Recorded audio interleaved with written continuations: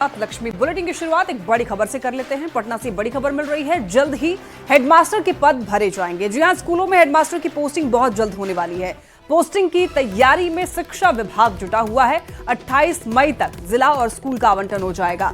दरअसल गर्मी की छुट्टी के बाद नए हेडमास्टर योगदान दे सकते हैं। बीपीएससी से चयनित शिक्षक इंतजार कर रहे हैं। शिक्षा विभाग मुख्यालय से आवंटन होगा। करीब 6000 पद पर बहाली होने वाली है, तो हेडमास्टर की पोस्टिंग बहुत जल्द होने वाली है। इंतजार अब खत्म हो सकता है। ज्यादा जानकारी के लिए न्यूज 18 संवाददाता रजनीश हमारे साथ जुड़ रहे हैं। रजनीश, अब देखिए काफी लंबे समय से जो इंतजार कर रहे थे लोग, अब उनका इंतजार खत्म हो सकता है। हेडमास्टर के पद पर बहुत जल्द पद जो है वो भरे जा सकते हैं। एक बार पूरी जानकारी दीजिए।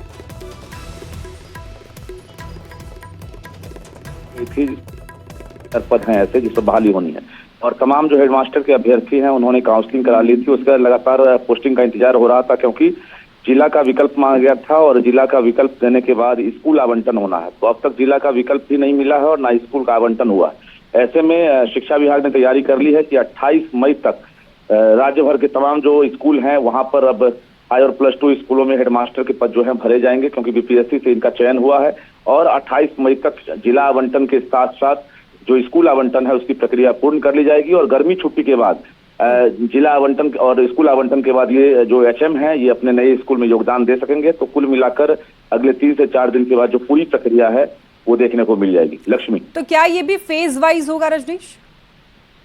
नहीं, क्योंकि इनकी संख्या कम है, 6000 ही है, तो ऐसे में सॉफ्टवेयर से सीधे आवंटन किया जाएगा और एक बार में सभी जो एचएम है वो ई शिक्षा कोष पर जो है अपनी जानकारी प्राप्त कर सकते हैं कि उनको कौन सा स्कूल मिला है, कौन सा जिला मिला है। क्योंकि प्रमंडल स्तर पर जो है एक तरह से इनकी पोस्टिंग हो रही है।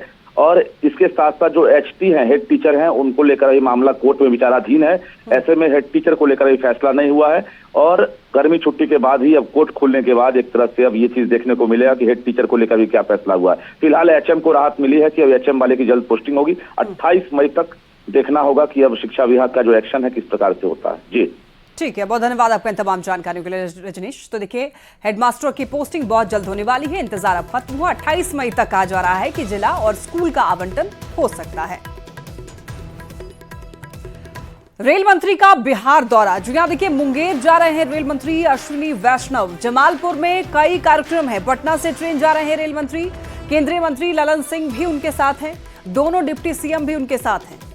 तो लगभग 17 साल के बाद कहा जा रहा है जमालपुर में केंद्रीय रेल मंत्री पहुंचने वाले हैं। अश्विनी वैष्णव मुंगेर जा रहे हैं और पटना से आपको बता दें कि ट्रेन से दरअसल रेल मंत्री जा रहे हैं और उनके साथ में केंद्रीय मंत्री ललन सिंह भी हैं।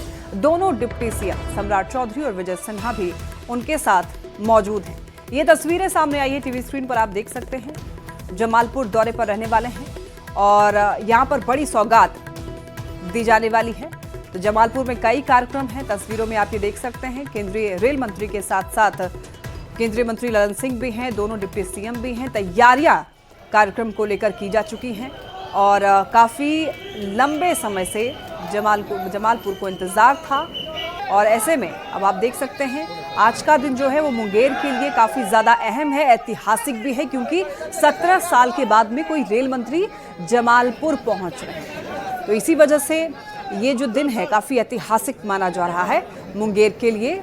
और कहा जा रहा है कि करीब 11 बजे जमालपुर पहुंच जाएंगे और लगभग 3 घंटे जमालपुर स्टेशन और जमालपुर रेल कारखाना में वो गुजारेंगे। रेल मंत्री के आगमन को लेकर जमालपुर वासियों में काफ़ी ज़्यादा खुशी है, उत्साहित हैं लोग। तो देखिए, आज का दिन बेहद ही खास है मुंगेर वासियों के लिए। मुंगेर के जमालपुर के लिए यह दिन ऐतिहासिक है। 17 साल के बाद कोई रेल मंत्री जमालपुर पहुंच रहे हैं। रेल मंत्री अश्विनी वैष्णव विशेष रेल से करीब 11 बजे का वो समय है जब जमालपुर पहुंच जाएंगे और लगभग 3 घंटे जमालपुर स्टेशन और जमालपुर रेल कारखाना में वो गुजारेंगे। रेल मंत्री के आगमन को लेकर जमालपुर वासियों की उम्मीदें जो है वो काफी ज्यादा बढ़ गई हैं। तो रेल प्रशासन के द्वारा भी रेल मंत्री के स्वागत की तैयारी जो है वो जोर शोर से की जा रही है। जमालपुर स्टेशन पहले से ही अमृत भारत स्टेशन योजना के तहत भव्य बनाया जा रहा है और रेल मंत्री के आगमन पर न सिर्फ रेल कर्मी उत्साहित हैं बल्कि जमालपुर वासियों में भी खासा उत्साह देखा जा रहा है। अब दरअसल लोगों को उम्मीद यह है कि रेल मंत्री के आगमन से लाइफ लाइन माने जाने वाली इस रेल इंजन कारखाना को भी संजीवनी मिल सकती है। ज्यादा जानकारी के लिए न्यूज 18 संवाददाता हमारे साथ अरुण जुड़ रहे हैं। अरुण, देखिए 11 बजे का समय है जब पहुंच जाएंगे रेल मंत्री, तो कैसी वहां पर तैयारियां हैं, एक बार पूरी जानकारी दीजिए। जी, मैं पहले बता दूं कि वो लगभग काफी लंबे समय के बाद वो जमालपुर आएंगे, तो इसको लेके जमालपुर वासी काफी उत्साहित है उनके स्वागत को लेके। जहां स्टेशनों को सजाया गया है तो लोग भी यहाँ पे हाथों में फूल माला लेके खड़े हैं कि कब रेल मंत्री आएंगे, उनका स्वागत करेंगे। तो ये भी बताते चलूं कि लोगों को ये भी आशा है कि जब रेल मंत्री आएंगे तो कोई घोषणा जो है वो करेंगे जिससे रेल का यहाँ पे विकास होगा और लोगों का जो आर्थिक स्थिति है उसमें काफी जो है सुधार आएगी। जी, और वहां पर किस तरीके की तैयारियां की गई हैं? जी, मैं बता दूं कि तैयारी तो काफी ही अच्छी है, जहां पे आरपीएफ और जिला बल के द्वारा जहां उनकी सुरक्षा की पूरी व्यवस्था की गई है, तो स्टेशनों को भी सजाया गया है। जमालपुर रेल कारखाना में भी विशेष व्यवस्था की गई है। उनको आने को लेके लगभग एक सप्ताह पहले से ही काफी तैयारी की जाए। हालांकि पहले भी 2 बार उनके आने की जो बात हुई थी उसके बाद वो कैंसिल हो गया है किसी कारणवश, लेकिन वो आज आने वाले हैं। इसको लेके काफी उत्साह में लोग हैं। जी, तो अरुण, कितने घंटे जमालपुर में रहने वाले हैं, क्या कुछ वहां पर कार्यक्रम होने वाला है? जी, सबसे पहले तो 11 बजे वो विशेष ट्रेन से जमालपुर स्टेशन आएंगे। स्टेशन आने के बाद जो योजना अमृत भारत योजना के तहत स्टेशन में जो विशेष बनाया गया है उसका अवलोकन करेंगे। उसके बाद वो जमालपुर रेल कारखाना जाएंगे, वहाँ लगभग 3 घंटे वो बिताएंगे। वहाँ के कामों को देखेंगे, वहाँ पे क्या क्या बनता है, किन चीजों की वहाँ पे आवश्यकता है। हालांकि पहले भी एक टीम यहाँ से जो सूचना है, जो रिपोर्ट है लेके उनको सौंपी है। उसके बाद वो कोई घोषणा करेंगे ताकि यहाँ के रेल का जो है वो विकास हो। ठीक है अरुण, नजर बनाए रखिएगा। बहुत धन्यवाद आपका इन तमाम जानकारियों के लिए। चलिए बढ़ते हैं खबरों में आगे। जेडीयू सांसद संजय झा के नेतृत्व में सांसदों का एक प्रतिनिधिमंडल जापान पहुंच चुका है और देखिए संजय झा ने अपने सदस्यों के साथ जापान के प्रतिनिधियों से मुलाकात की और आतंकवाद को बढ़ावा दे रहे पाकिस्तान के चेहरे को बेनकाब किया है। साथ ही देखिए संजय झा ने यह बताया कि कैसे पहलगाम में आतंकी हमले के बाद भारतीय सेना ने ऑपरेशन सिंदूर चलाकर पाकिस्तान में आतंकियों के ठिकाने को तबाह किया। ऑपरेशन सिंदूर में सिर्फ आतंकियों को निशाना बनाया गया। संजय झा ने कहा कि अब यह भारत की नीति है कि पाकिस्तान की तरफ से अगर कोई आतंकी हमला होता है तो भारत उसी अंदाज में उसको जवाब देगा। 3 तस्वीरें टीवी स्क्रीन पर आप देख सकते हैं। यूएई ने दरअसल साथ का भरोसा दिया है। एक ग्रुप तस्वीर आप देख सकते हैं। इधर जापान के प्रतिनिधियों से भी मुलाकात हुई है। कल ही एक यहाँ ये मुलाकात हुई है, तस्वीरें आप देख सकते हैं। और दूसरी तरफ देर रात एक ग्रुप जो है वो मॉस्को भी पहुंचा है। कनिमोई के नेतृत्व में यहाँ पर मुलाकात हुई है और ये ग्रुप जो है वो कनिमोई के नेतृत्व में है। कल ही एक ग्रुप जापान भी पहुंचा है। और अब आपको ये बताते हैं कि जेडीयू सांसद संजय झा का प्रतिनिधिमंडल जापान के बाद कब और कहां जाने वाला है। तो तस्वीरों में आप ये देख सकते हैं कौन कौन सी तारीख को कौन कौन से देश जाने वाले हैं। 24 मई को दक्षिण कोरिया जाएंगे, 27 मई को सिंगापुर जाने वाले हैं, 28 मई को इंडोनेशिया का दौरा होने वाला है और 31 मई को मलेशिया का दौरा करने वाले हैं। Every terrorist activity in the world has some or other link in Pakistan. So this time our Prime Minister has also said it's a new normal. It's enough is enough. You cannot take any more now. If anything happens to our citizens, we will hit back. BJP MLC जीवन कुमार ने मदरसा सहित देश भर के स्कूलों में राष्ट्रगान को अनिवार्य करने की मांग की है। जीवन कुमार ने कहा कि ऑपरेशन सिंदूर के बाद इसकी सख्त जरूरत है ताकि सामाजिक सद्भाव और राष्ट्रीयता की भावना जगाने में मदद मिले। कहा है भारत सरकार से, मैंने कहा है बिहार सरकार से अपने पत्र के माध्यम से कि आप राष्ट्रगान को बिहार सरकार और भारत सरकार जो है मैंडेटरी कीजिए। ये मैंडेटरी करने के बाद देश में एक बड़ा संदेश जाएगा, चाहे वो मदरसा हो, चाहे वो प्राइमरी स्कूल हो, चाहे वो सेकेंडरी स्कूल हो, माध्यमिक शिक्षक माध्यमिक वो स्कूल हो, कहीं भी हो, तो हर जगह इसको मैंडेटरी करने की आवश्यकता है। विकासशील इंसान पार्टी के राष्ट्रीय अध्यक्ष मुकेश सहनी ने यह कहा है कि आज की तारीख में निषाद समाज को नजरअंदाज करना मुश्किल है और जो निषाद समाज को साथ लेकर चलेगा बिहार की सियासत में उसी की नैया पार लगेगी। आरा में वीआईपी की सरकार बनाओ अधिकार पाओ कार्यक्रम में मुकेश सहनी ने कार्यकर्ताओं को जोश बढ़ाने के लिए कहा है और ये कहा कि 4 महीने के बाद बिहार में चुनाव है और आपको अपने वोट की ताकत पहचाननी होगी। इस दौरान समर्थकों ने मुकेश सहनी का जोरदार स्वागत किया। मुकेश सहनी को रथ पर बिठाया गया और जेसीबी से फूलों की बारिश की गई। कि बिहार में सरकार बनने में मुकेश सहनी एक फैक्टर है। मुकेश सहनी का जाल अभी पैसे के दम पर नहीं बिकेगा। इनसे गठबंधन करोगे तो इस नाव पे बैठोगे तो निश्चित तौर पे जैसे भगवान राम पार लगा था उसी तरीके से अभी सरकार पार लगेगा। ये लोग मानने लगा है साथियों, ये लोग मानने लगा है। मुकेश सहनी तेजस्वी यादव को महागठबंधन का सीएम फेस और खुद को डिप्टी सीएम का चेहरा बता रहे हैं, तो दूसरी ओर पूर्णिया सांसद पप्पू यादव ने बिना नाम लिए तेजस्वी यादव के नेतृत्व को नकार दिया। पप्पू यादव ने कहा कि बिहार में चुनाव जीतना है तो राहुल गांधी के नेतृत्व के बिना संभव नहीं है। पप्पू यादव ने यह भी कहा है कि बिना कांग्रेस के कोई भी गठबंधन किसी भी कीमत पर एनडीए को नहीं हरा सकता। तो सवाल यह है कि महागठबंधन में आखिर चल क्या रहा है।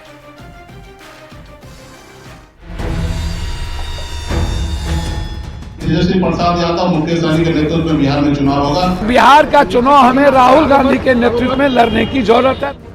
विधानसभा चुनाव से पहले महागठबंधन में जुबानी शह और मात का खेल चल रहा है। बैठकें साथ साथ हो रही हैं, पर खुद को ए और सहयोगी को बी टीम साबित करने की होड़ लगी है। कांग्रेस और आरजेडी दोनों ही तरफ से बैटिंग हो रही है। तेजस्वी यादव की ब्रांडिंग करने वीआईपी प्रमुख मुकेश सहनी मैदान में उतर आए हैं। सहनी का कहना है कि बिहार में चुनाव तेजस्वी और उनके खुद के चेहरे पर लड़ा जाएगा। एक चेहरा क्लियर है कि तेजस्वी प्रसाद यादव मुकेश सहनी के नेतृत्व में बिहार में चुनाव होगा, ये स्पष्ट है।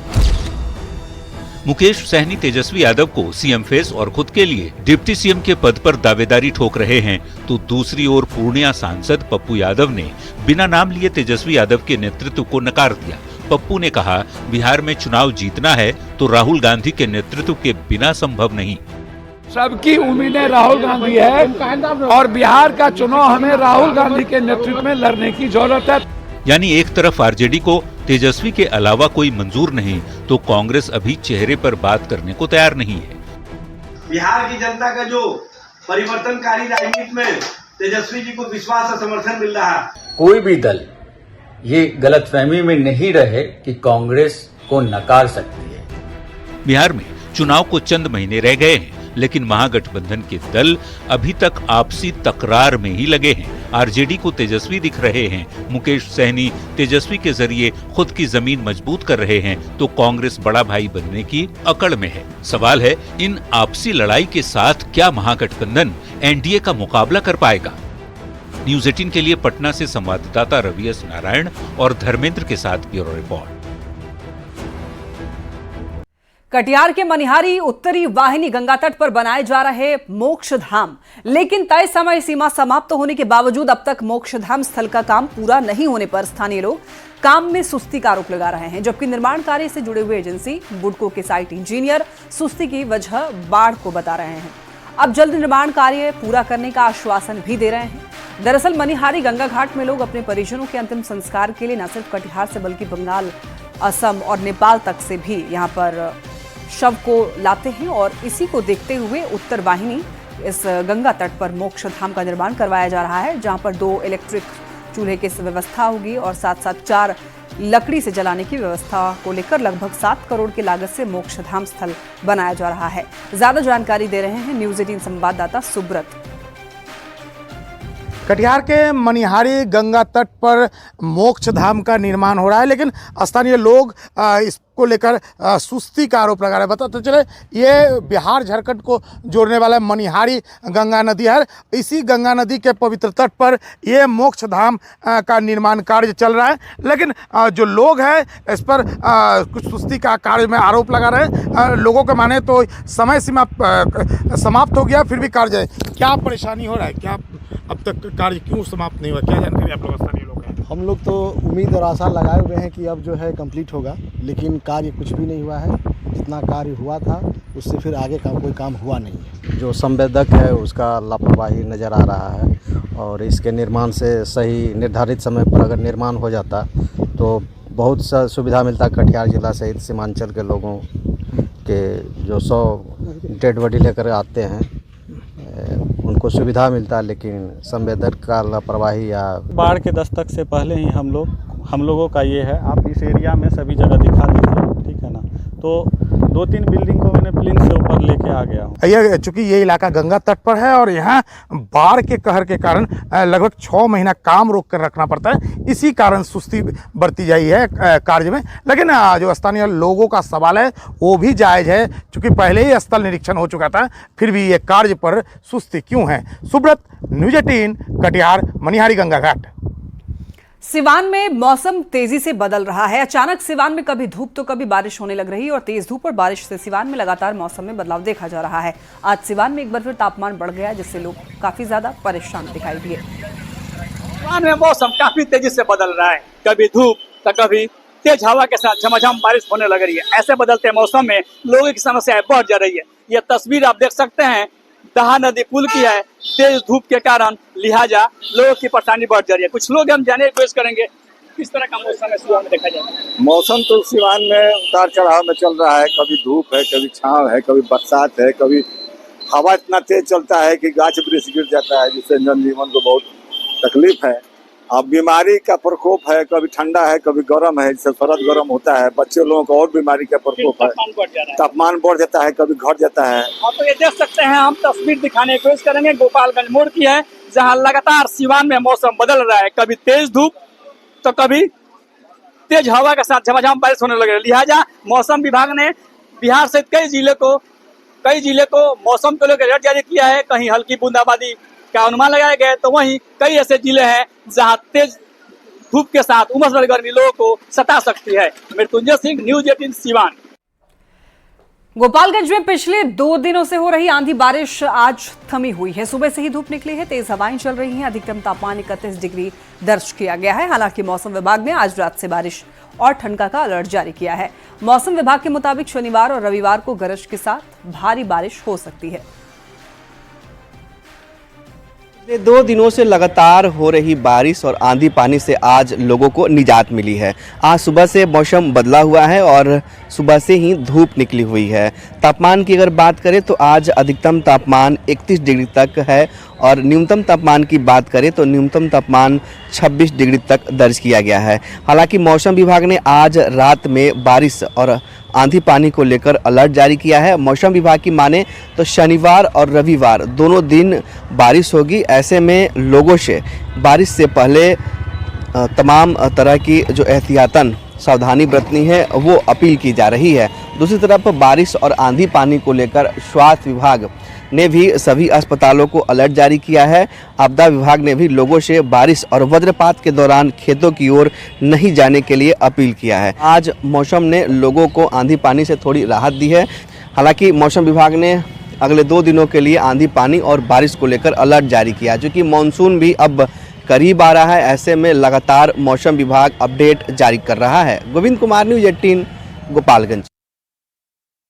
सीतामढ़ी में भीषण गर्मी की वजह से कई जगहों पर जल संकट की स्थिति दिखाई दे रही है। गर्मी का असर पोखर, तालाब और नदियों पर दिख रहा है। सीतामढ़ी से गुजरने वाली बागमती नदी पूरी तरीके से सूख रही है। पानी की कमी के कारण किसानों को सिंचाई में भी परेशानी हो रही है।